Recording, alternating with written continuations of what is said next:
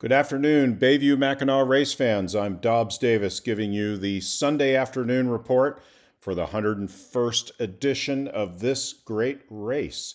As usual, we are opening up with the YB tracker. I'm using the legacy version of this. For those that are just tuning in, there's two versions. There's a new version when you open this up on your web app.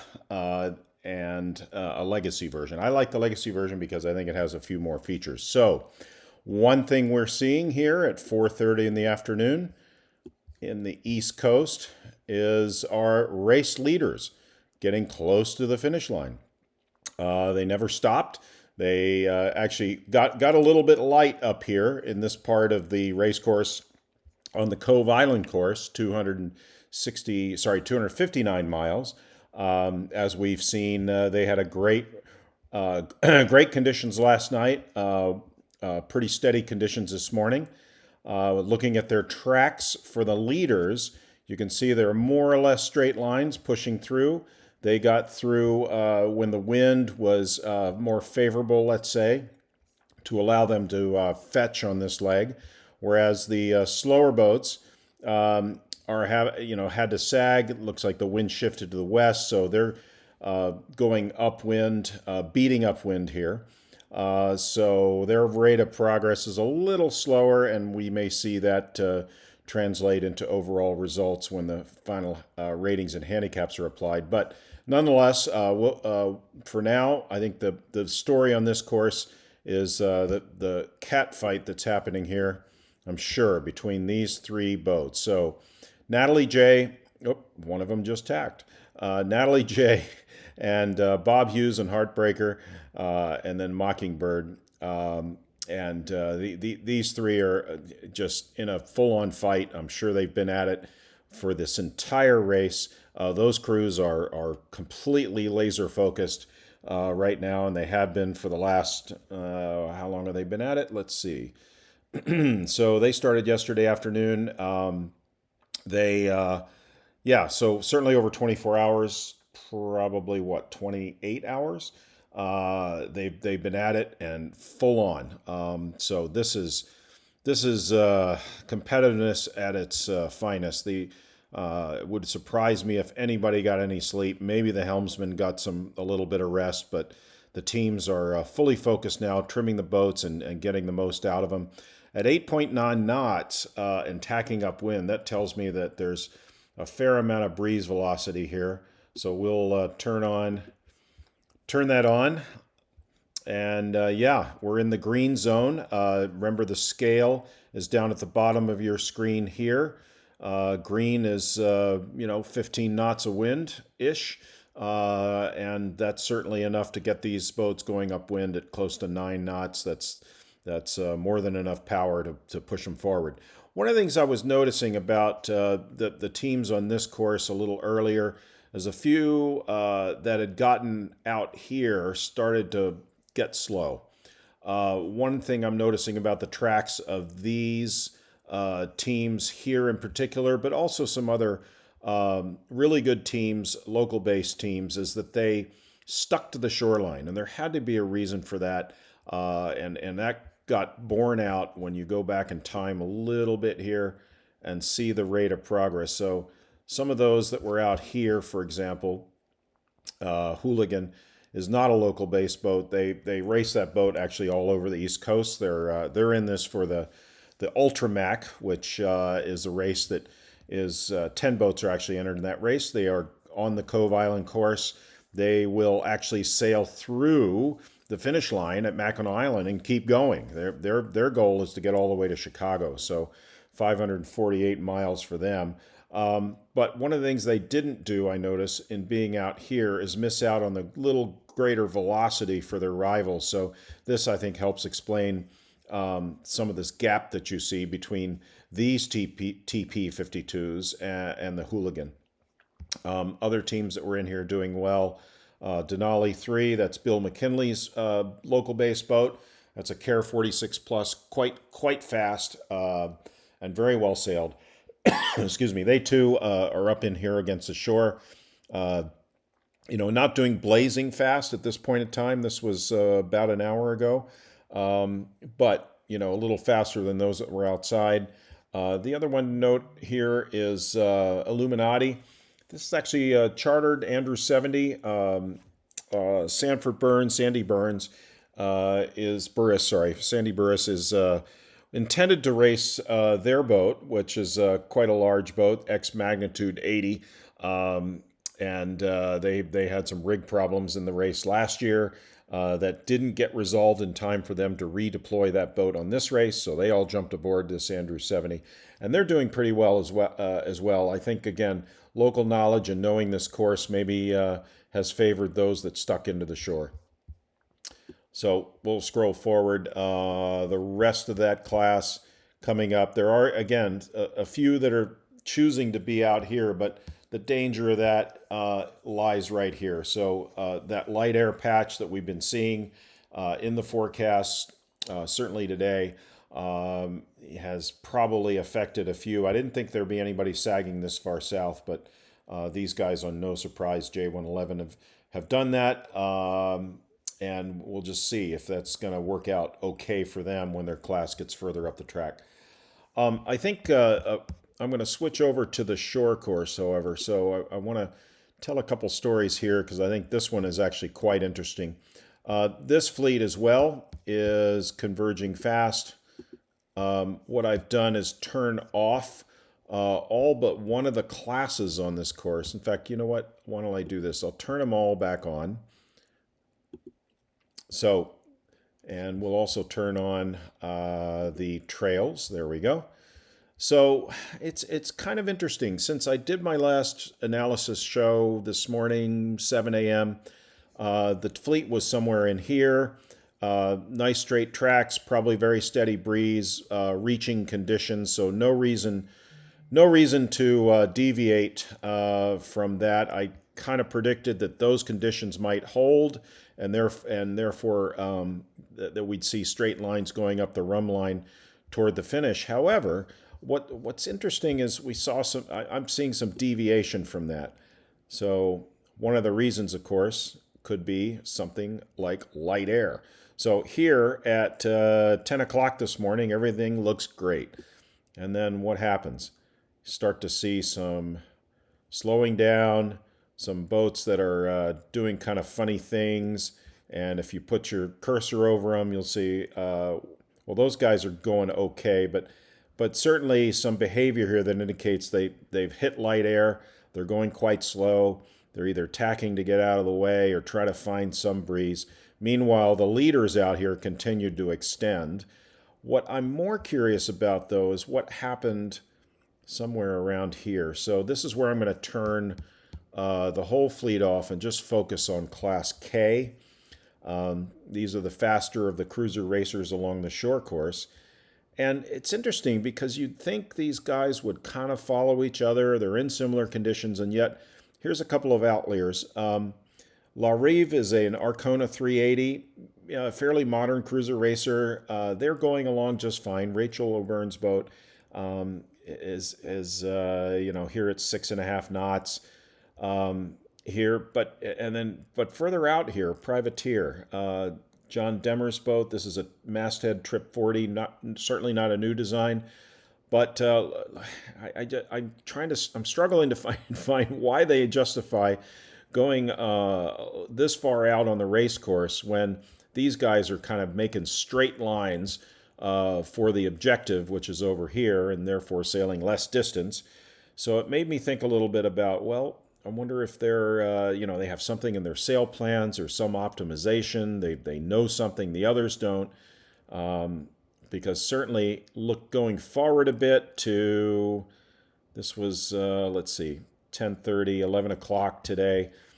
Privateer out here, unless they're going for the Hail Mary way out here in the middle of the track, not quite sure. 5.7 knots, that's really quite not far off of 6.2 from Chico 2 and Warsaw. These guys are kind of sister ships. They're turbocharged 1D35s. But it's curious to me. We're going to go forward even a little more. Oops, what happens? So right here, there's a roadblock. Big change in conditions. These guys now are going close to zero. They've stopped.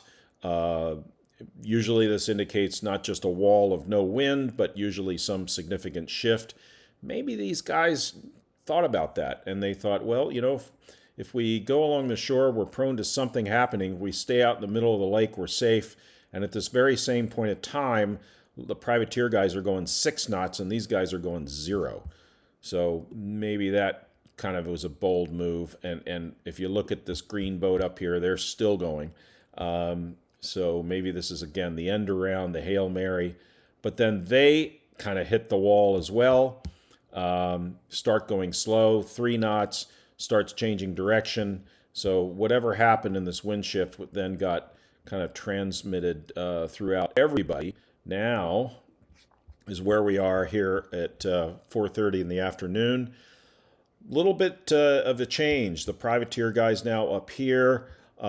Chico and Warsaw now in here. Now it's interesting because Chico went back inshore, which is interesting. Maybe there's some more pressure they're looking for in here. Let's turn on the wind to have a look at that.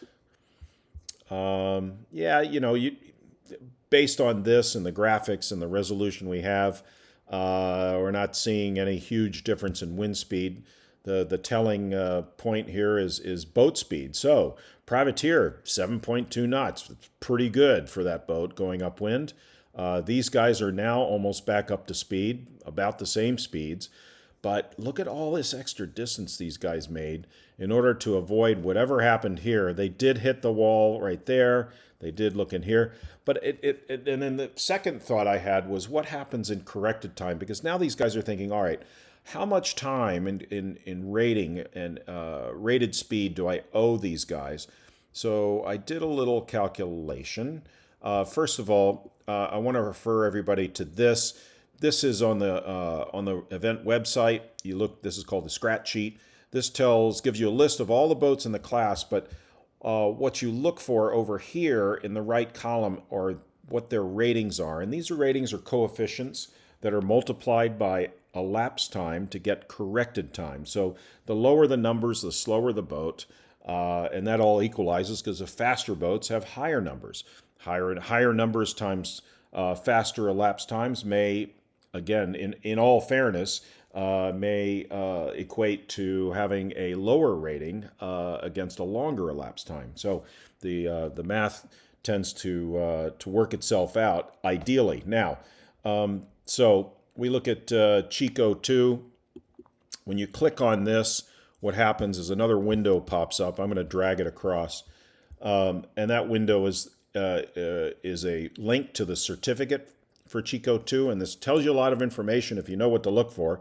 But basically, you can see the sail area of the boat. You can see what kind of configuration it is, a fractional rig with close to masthead spinnakers. The spinnakers and code zeros fly from a bowsprit.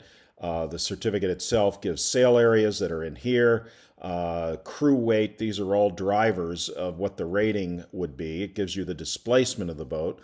And since this boat's been measured, it also gives you the stability. So these are all key factors in the velocity prediction program that ORC has to calculate the rated speed of this boat.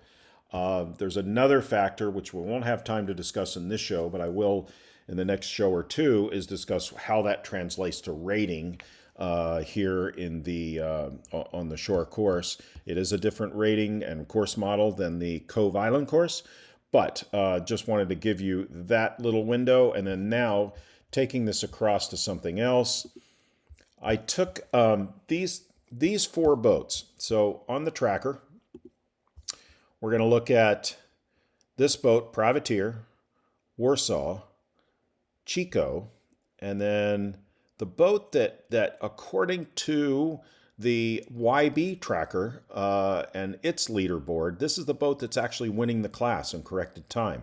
And it's a Beneteau First 42. So this is a comfortable older style cruiser racer called Mostly Harmless, Wick Smith's boat. And they are close to the front of the pack. In fact, close enough that right now in corrected time, they are beating them. So but what does that mean?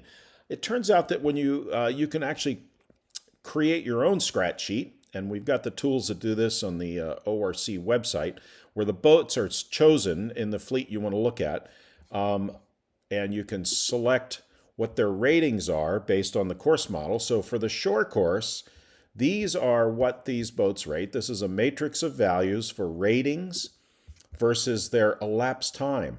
And if you click on the button for Chico, these figures here in red say how much time in corrected time space they owe their rivals, these four boats.